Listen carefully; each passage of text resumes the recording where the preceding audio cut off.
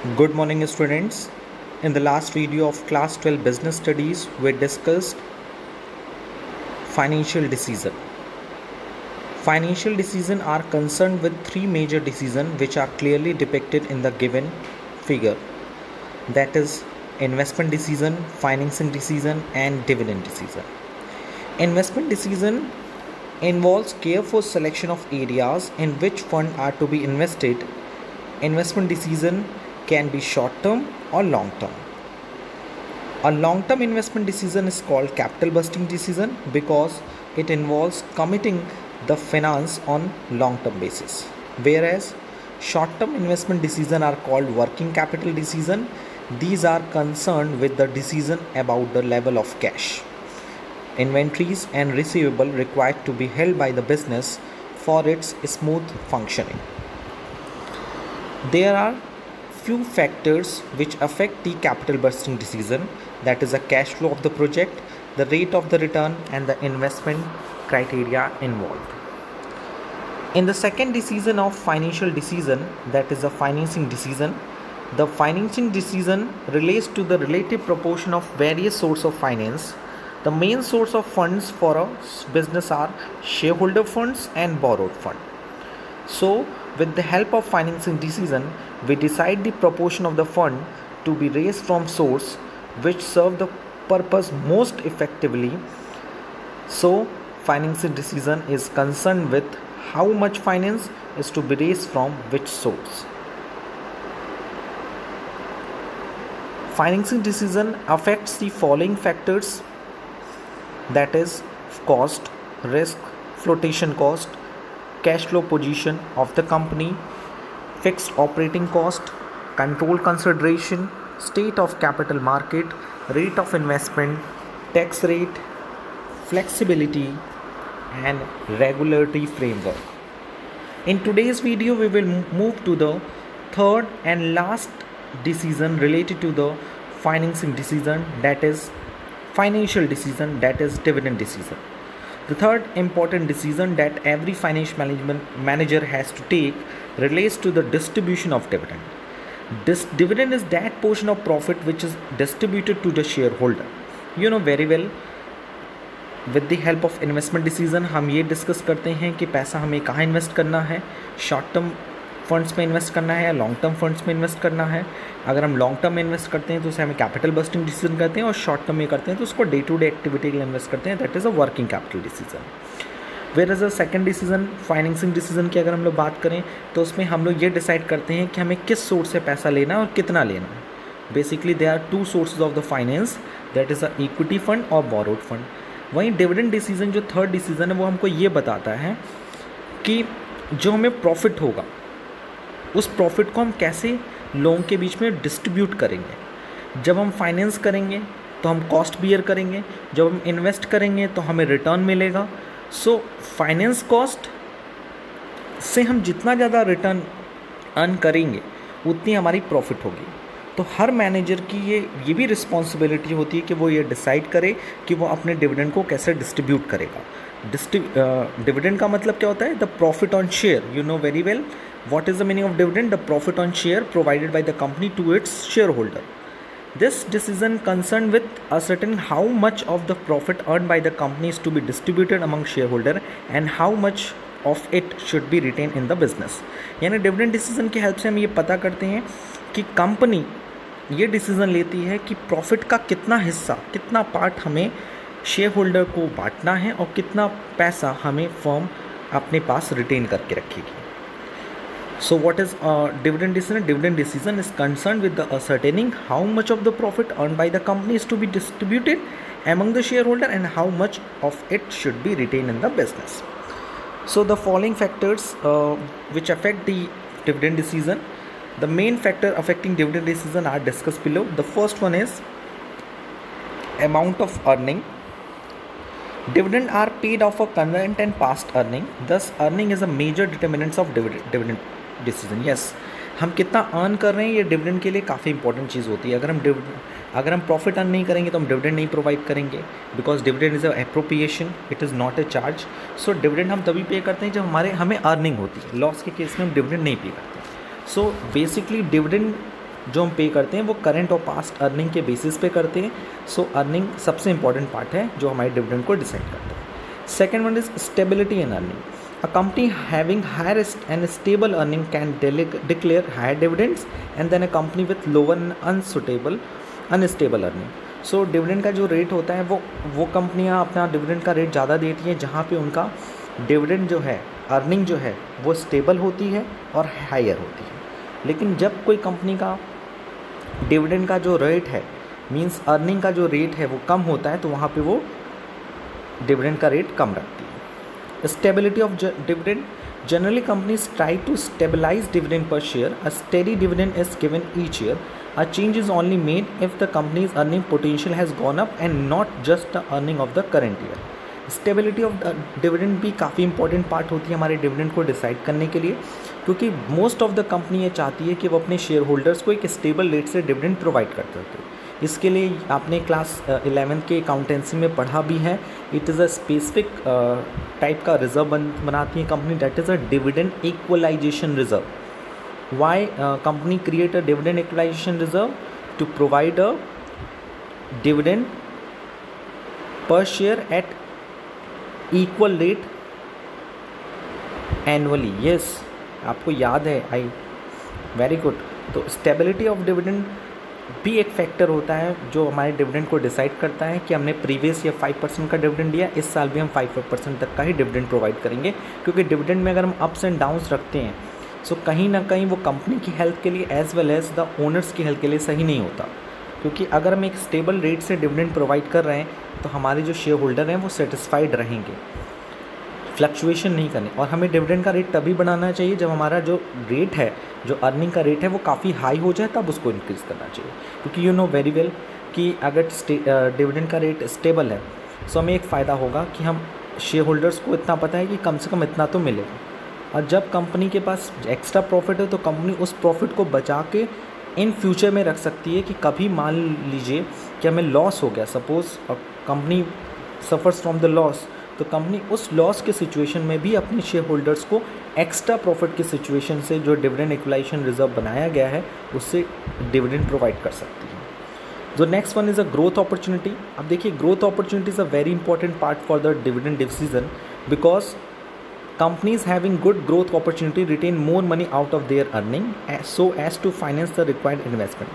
Therefore, the dividend declared in the growth companies is smaller than that in the non-growth companies. यानी जो companies already growth कर चुकी हैं उनके dividend का रेट हाई रहता है, बट जो कंपनी की ग्रोथ की अपॉर्चुनिटीज़ होती हैं वो ग्रो करना चाहती हैं, यानी अभी वो मार्केट में और सर्वाइव करना चाहती हैं और ऊपर जाना चाहती हैं, तो सिचुएशन में वो अपने प्रॉफिट का ज़्यादातर हिस्सा रिटेन कर लेती हैं, उसे फिर से बिजनेस में इन्वेस्ट कर देती हैं। That is known as ploughing back of profit. The next one is cash flow positions.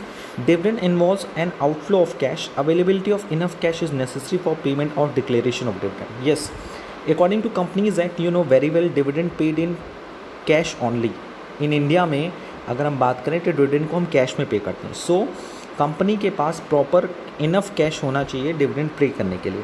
तो इसके लिए cash flow position is a very important part two declare a dividend. अगर कंपनी के पास प्रॉपर इनफ कैश अवेलेबल नहीं है तो वो dividend pay नहीं कर सकती, डिविडेंड इशू नहीं कर सकती। The next one is share holder preference. While declaring dividend, management must keep in the mind the preference of their shareholder. Some shareholders in general desire that at least a certain amount is paid as dividend. The company should consider the preference of such shareholder. Means share holder की भी कुछ preference होती है, कुछ प्रायिकता होती हैं कि जब वो डिविडेंड डिसाइड करती है तो मैनेजमेंट के मन में ये दिमाग में रहता है कि शेयर होल्डर का क्या प्रेफरेंस है, शेयर होल्डर का क्या सोचना है। सो क्योंकि कुछ शेयर होल्डर का ये जनरल डिज़ायर होती है कि कुछ सर्टेन अमाउंट उन्हें डिविडेंड के रूप में मिले। सो वो सर्टेन अमाउंट शेयर होल्डर की तरफ से क्या है वो भी जानना बहुत ज़रूरी होता है हमें डिविडेंड डिसीजन लेने के लिए। Next one is a taxation policy. If the tax on dividend is higher, it is better to pay less by way of dividend. But if the tax rates are low, higher dividend may be declared. This is because as per the current taxation policy, a dividend distribution tax is levied on the companies. However, shareholder prefer higher dividend as dividend are tax free in the hands of shareholder.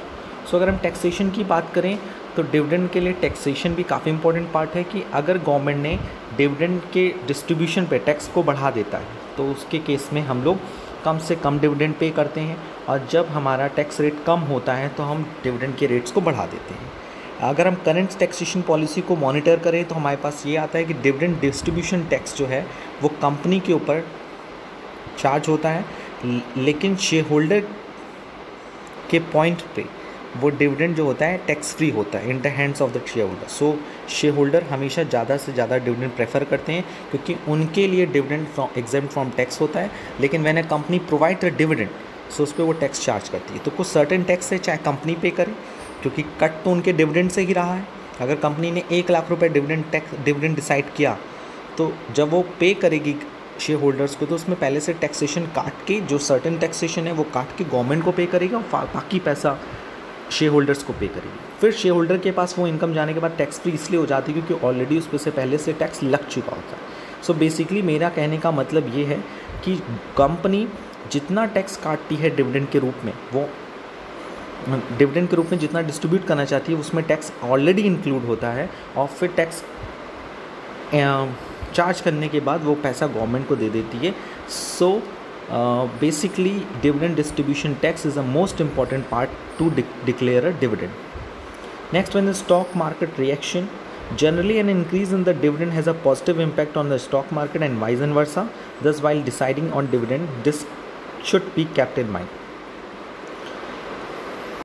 So, जब हम जो company stock market को consider करती है तो stock market को भी focus करके हिसाब से ही वो डिविडेंड को डिसाइड करती है, बिकॉज स्टॉक मार्केट का रिएक्शन जो होता है डिविडेंड को लेके काफ़ी पॉजिटिव होता है। यानी अगर कोई कंपनी हाई डिविडेंड डिक्लेयर करती है सो इस केस में स्टॉक मार्केट में एक पॉजिटिव इम्पैक्ट पड़ता है, और अगर डिविडेंड का रेट लो होता है तो स्टॉक मार्केट पे कंपनी का जो रिएक्शन होता है, जो कंपनी के लिए रिएक्शन होता है वो नेगेटिव होता है। क्योंकि यू नो वेरी वेल कि जब कोई company high rate of dividend declare करती है मार्केट में तो सिचुएशन में कंपनी के शेयर की प्राइस इंक्रीज़ होती है, डिमांड बढ़ती है, दैट्स वाई इंक्रीज़ होती है। सो स्टॉक मार्केट का रिएक्शन भी काफ़ी इंपॉर्टेंट पार्ट होता है कि अगर कंपनी चाहती है कि अपने शेयर्स के प्राइस इंक्रीज़ करना चाहती है, उसका डिमांड बढ़ाना चाहती है, सो उस केस में उसे डिविडेंड का रेट हाई करना पड़ता है। Next one is access to capital market. Large and reputed companies generally have easy access to the capital market and therefore may depend less on retained earning to finance their growth. Their companies tend to pay higher dividend than the smaller companies. ये भी काफ़ी important part है कि हम dividend जब decide करते हैं तो जो बड़ी कंपनी रेपुटेड कंपनीज होती हैं वो ईज़िली कैपिटल मार्केट को एक्सेस कर सकती हैं, इसलिए वो रिटेन अर्निंग पे ज़्यादा बेस नहीं करती। What is capital market? Capital market एक लॉन्ग टर्म मार्केट होता है जहाँ पे आप लॉन्ग टर्म वे में फंड अरेंज कर सकते हो, so with the help of capital market. और मनी मार्केट से short term funds short term period के लिए फंड अरेंज कर सकते हो। सो जो बड़ी बड़ी कंपनीज़ होती हैं वो कहीं ना कहीं कैपिटल मार्केट पे ज़्यादा डिपेंडेबल होती हैं, सो उनके पास रिटेन अर्निंग पे ज़्यादा उनकी डिपेंडेबिलिटी नहीं होती, सो उस केस में उनका रेट ऑफ डिविडेंड हाई होता है। रही बात छोटी कंपनीज़ के बाद, तो छोटी कंपनीज़ का जो रेट ऑफ डिविडेंड होता है वो कम होता है क्योंकि स्मॉलर कंपनीज़ के पास कैपिटल मार्केट का ज़्यादा ऑप्शन नहीं होता। कैपिटल मार्केट उनके लिए एक ऑप्शन, अच्छा ऑप्शन नहीं होता, या उनकी पकड़ नहीं होती कह सकते हो। सो दैट्स वाई वो अपने रिटेन अर्निंग पे ज़्यादा बेसिस करते हैं। इसलिए आप जब छोटे मोटे बिजनेसमैन को देखते हो तो वो अपनी प्रॉफिट का ज़्यादातर हिस्सा बिजनेस में फिर से री इन्वेस्ट कर देते हैं। बट बड़ी कंपनी जो होती हैं अपने शेयर होल्डर्स को खुश भी रखती हैं और कैपिटल मार्केट पर ज़्यादा उनकी डिपेंडेंसी भी होती है। Legal constants. Certain provision of the Companies Act place restriction on payouts as a dividend. Such provision must be adhered to while declaring the dividend. कुछ लीगल बाधाएं हैं, लीगल कॉन्स्टेंट्स हैं। वो क्या है कि कंपनीज एक्ट में कुछ सारे प्रोविज़न्स हैं कि जहाँ पर कंपनी इससे ज़्यादा का पे आउट नहीं कर सकती। पे आउट का मतलब है कि अगर कंपनी 100 रुपये प्रॉफिट अर्न करती है तो वो ज़्यादा से ज़्यादा 50% ही एज अ डिविडेंड बांट सकती है, तो 50% वो पैसा नहीं बांट सकती। सो पे आउट रेशियो का मतलब होता है dividend distributed from the earning profit. So pay out ratio का भी कहीं ना कहीं रिस्ट्रिक्शंस होती है जो कहीं ना कहीं हमारी डिविडेंड डिस्ट्रीब्यूशंस को या डिविडेंड डिसीजन को कहीं ना कहीं इफेक्ट करती है। The next one is the contractual concentrate. ये भी इफेक्ट करता है. While granting loans to a company, sometimes a lender may impose certain restriction on the payment of dividend in future. The companies are required to ensure that the dividend payout does not violate the terms of the loan agreement in this regard. So जब कभी ना कभी हम कोई contract करते हैं, contract करने का मतलब हमारे शेयर होल्डर से हो चाहे हमारे इन्वेस्टर से हो, हमारा कुछ कॉन्ट्रैक्ट होता है उनसे कि हम इतना रेट ऑफ डिविडेंड उनको प्रोवाइड करेंगे. सो कहीं ना कहीं हमारा जो डिविडेंड डिसीजन होता है वो हमारे कॉन्ट्रैक्चुअल फिगर से भी इफेक्ट करता है कि हमने किसी पार्टी से इन्वेस्टमेंट के लिए एग्रीमेंट किया और उन्होंने हमारे ओनर्स कैपिटल में इन्वेस्ट किया और उसके साथ साथ कुछ रिस्ट्रिक्शंस लगाए गए कि आपको इतना पे आउट करना है, आप उस टर्म को वायलेट नहीं कर सकते. तो कभी कंपनी को अगर रिटेन अर्निंग की आवश्यकता होगी भी तो वो पैसा रिटेन अर्निंग के रूप में नहीं रख सकते क्योंकि उन्हें कम से कम इतना पैसा तो ऐसा डिविडेंड डिस्ट्रीब्यूट करना है. सो लीगल कॉन्स्टेंट का मतलब ये है कि जो लॉ हमको बाउंड करता है कि आपको इतना पे आउट करना है out of the from the earning profit. But contractual constraints हमें कॉन्ट्रैक्ट बाउंड करता है कि हमें अपने अर्निंग प्रॉफिट में से इतना डिविडेंड पे करना है. सो लीगल कॉन्ट्रैक्ट हमें कम पे आउट्स की रिस्ट्रिक्शन लगाता है ताकि आप ज़्यादा से ज़्यादा फर्म में पैसा री इन्वेस्ट करिए, कंपनी में री इन्वेस्ट करिए, क्योंकि कंपनी का ग्रो होगा तो जाहिर सी बात है नेशन का ग्रोथ होगा.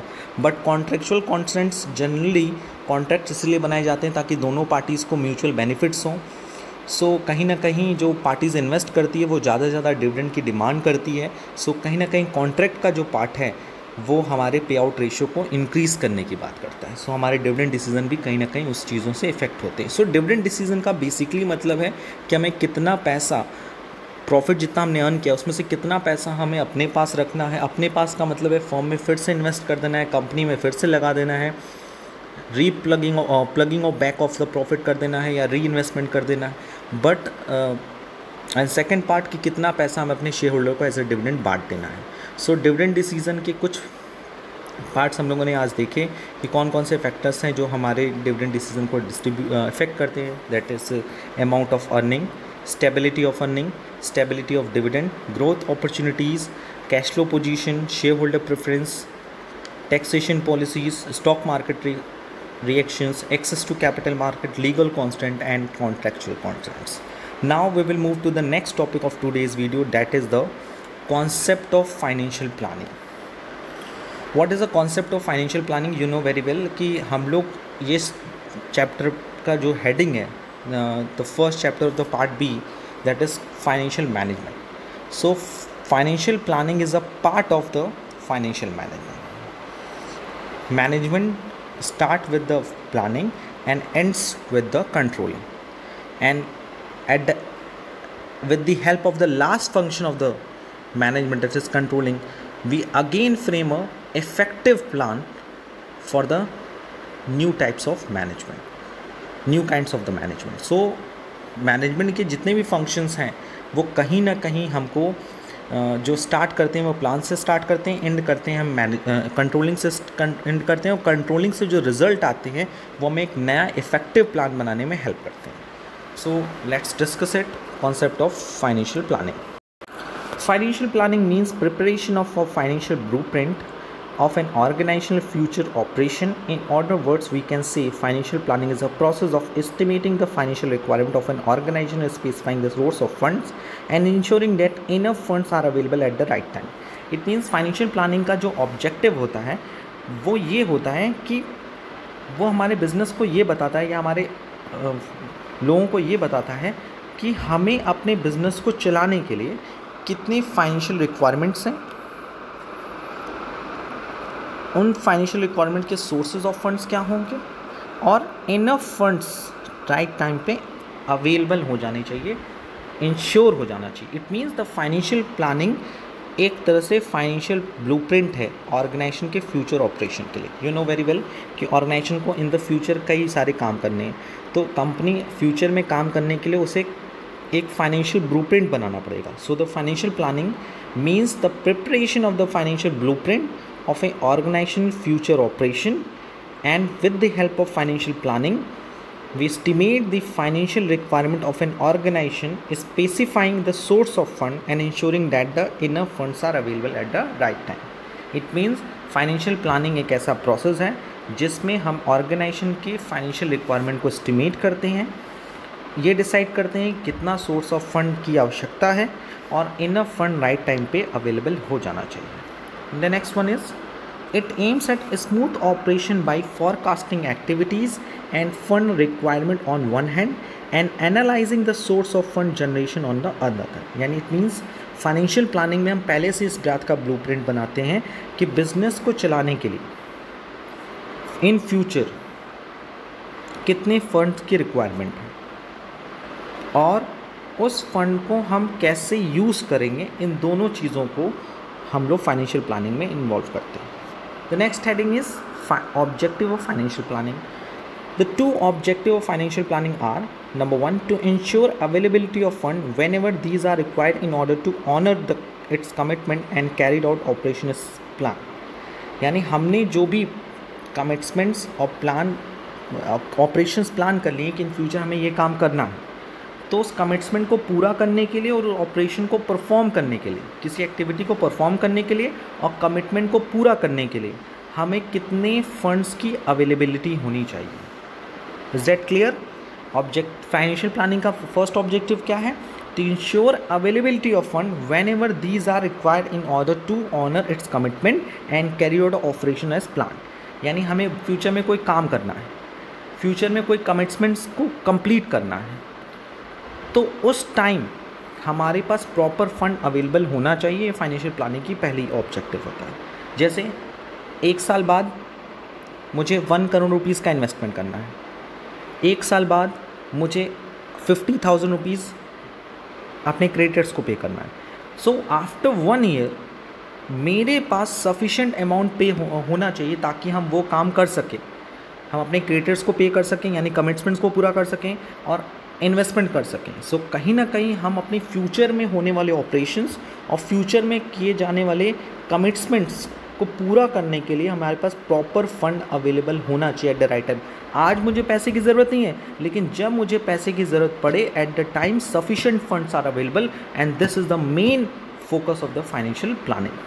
Second one, to see that the firm does not raise resources unnecessarily, as idle funds raise the cost of finance as well as give way of wasteful expenditure and misuse of funds.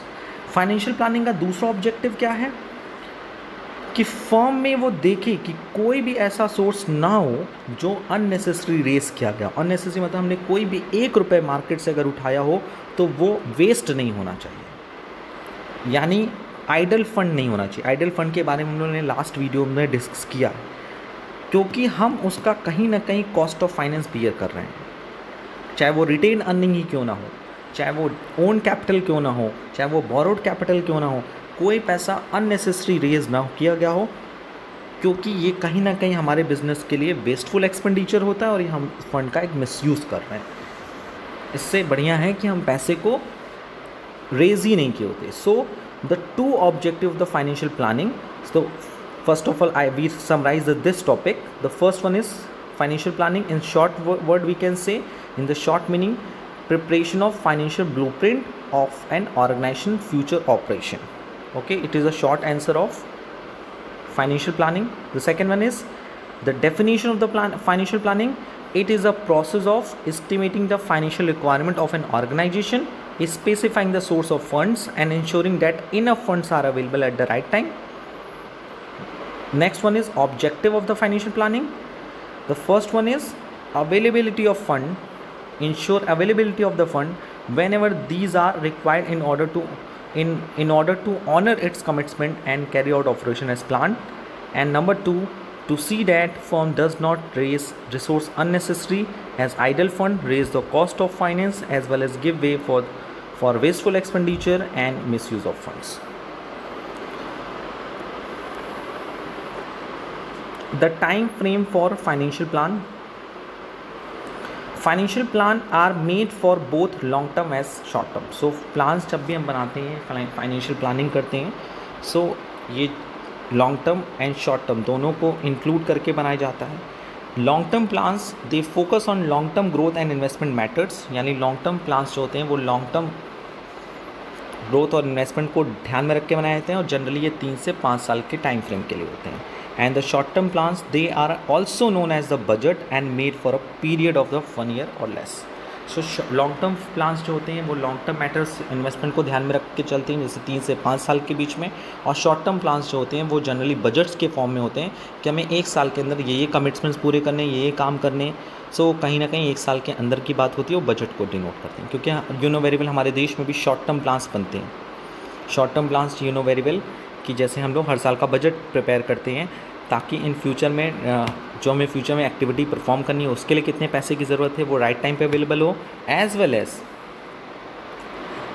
अगर हमें एक certain time में commitment करना है, honours commitment को honour करना है। Commitment honour करने का मतलब अपनी बात जो हमने कमिटमेंट की है कि 1 साल बाद हम ये करेंगे, 1 साल बाद हम वो करेंगे, तो उसको पूरा करने के लिए प्रॉपर सफिशिएंट फंड होना चाहिए। सो आई होप कि फाइनेंशियल प्लानिंग से आप इतना क्लियर हो गए होंगे कि financial planning is a part of financial management. Because financial management काफ़ी चीज़ों को इंक्लूड करता है। Also it includes the financial planning, because ये सारे फंक्शंस जो हैं, जो हम लोग ने ऑब्जेक्टिव पढ़े, the 2 objective of the financial planning already discuss in the function of the financial manager. Okay, so and इसके अलावा भी फाइनेंशियल मैनेजर के कई काम होते हैं, और financial planning is the first step of the financial management. The next one is importance of financial planning. The importance of financial planning can be explained as follows. The number 1, it helps in forecasting what may happen in future under different business situation. यानी हम ये पता कर सकते हैं financial planning की help से कि फ्यूचर में क्या हो सकता है, ये फोरकास्ट कर सकते हैं बिजनेस के सिचुएशंस के regarding. It helps in avoiding business shocks and surprises and helps the company in preparing for the future. यानी with the help of financial planning हम अपने फ्यूचर में होने वाले शॉक्स एंड सरप्राइजेस को अवॉइड कर सकते हैं, मिनिमाइज कर सकते हैं, और उनके लिए अभी से प्रिपेयर हो सकते हैं। It helps in coordinating various business functions. Business के कई सारे फंक्शंस हैं, जैसे procurement of fund, investment of fund, dividend distribution, इन सब के बीच में कोऑर्डिनेशन का होना बहुत ज़रूरी है। अगर हम फाइनेंशियल मैनेजमेंट के पॉइंट ऑफ व्यू से अगर हम देखें तो it tries to link the present with the future. Okay, it provides a link between investment and financing decision on a continuation basis. Yes, financial planning कहीं ना कहीं इन चीज़ों पे फोकस करता है कि हम इन्वेस्टमेंट डिसीजन और फाइनेंसिंग डिसीजन दोनों के बीच में कॉन्टीन्यूअस बेसिस बना रहे, डिसीजन लगातार होता रहे। पैसा आ रहा है उसको इन्वेस्ट करो, फिर पैसा कहीं से आ रहा है फिर उसको इन्वेस्ट करो, और रिटर्न अर्न करते करते डिविडेंड को भी डिस्ट्रीब्यूट करो। It helps in reducing waste, duplication of efforts and gap of in planning. Yes, financial plannings के हेल्प से हम अपने वेस्ट को कम करते हैं, क्योंकि आइडल फाइनेंस को हम कम करते हैं। डुप्लीकेशन ऑफ एफर्ट्स का मतलब होता है कि अगर हम एक काम कई बार कर रहे हैं तो उससे भी काफ़ी मदद मिलती है। एज़ वेल एज़ प्लान्स के बीच में जो गैप्स है, जो डिफ्रेंशिएशन है, जैसे हमने पॉइंट नंबर 5 में डिस्कस किया कि इन्वेस्टमेंट और फाइनेंसिंग डिसीजन को कॉन्टीन्यूअस बेसिस में रखा जाता है, उनके बीच में लिंक इस्टेब्लिश किया जाता है। सो प्लानिंग के बीच में जो गैप्स आ रहा है उस गैप्स को हम लोग रिड्यूस करते हैं। The next one is it acts as the basis of control by spelling out the objective of various business segment. Financial planning की बेसिस से हम ऑब्जेक्टिव में, बिजनेस के डिफरेंट सेगमेंट्स में जो ऑब्जेक्टिव हैं उनको स्पेलिंग आउट करने की कोशिश करते हैं, यानी कि उन पर कंट्रोल इस्टेब्लिश करने की कोशिश करते हैं। क्योंकि कभी ना कभी हमारे कुछ ना कुछ ऑब्जेक्टिव ऐसे होते हैं जो अचीवेबल होते हैं, कुछ नॉन अचीवेबल होते हैं। So with the help of financial planning हम अपने अचीवेबल गोल्स को डिसाइड करते हैं और डिफरेंट बिजनेस सेगमेंट्स के ऑब्जेक्टिव को स्पेलिंग आउट का मतलब होता है करेक्ट करते हैं। हो सकता है वो बिलो स्टैंडर्ड्स हो सकता है वो अबव स्टैंडर्ड्स हो सकता है हमने अपनी कंपनीज़ के रिसोर्स को अंडर एस्टिमेट कर दिया हो सकता है हमने अपने कंपनीज़ के कंपनीज़ के स्टैंडर्ड्स को ओवर एस्टिमेट कर दिया हो। सो इन सारी चीज़ों की हेल्प हमें फाइनेंशियल प्लानिंग से मिलती है। So basically we can say that financial planning is a part of the financial management, and when we are doing a management of the financial function of the organization, so firstly we will take a decision regarding the financial planning, and financial planning also includes the two important objective of the business, that is the ensure availability of funds whenever these are required, and the second one, to see the firm does not raise resource unnecessarily. So I hope कि आज के इस पूरे videos में हम लोगों ने कुछ चीज़ें पढ़ी। The first one is dividend decision, factors affecting dividend decision, concept of financial planning, objective of financial planning, time frame of the financial planning, and importance of financial planning. So I hope in today's video we will clear all the doubts very easily. But apart from this, if you have any kinds of doubt relating to this topics, please ask me in online classes as well in the WhatsApp group. आज के लिए इतना ही. Thank you. Thanks a lot.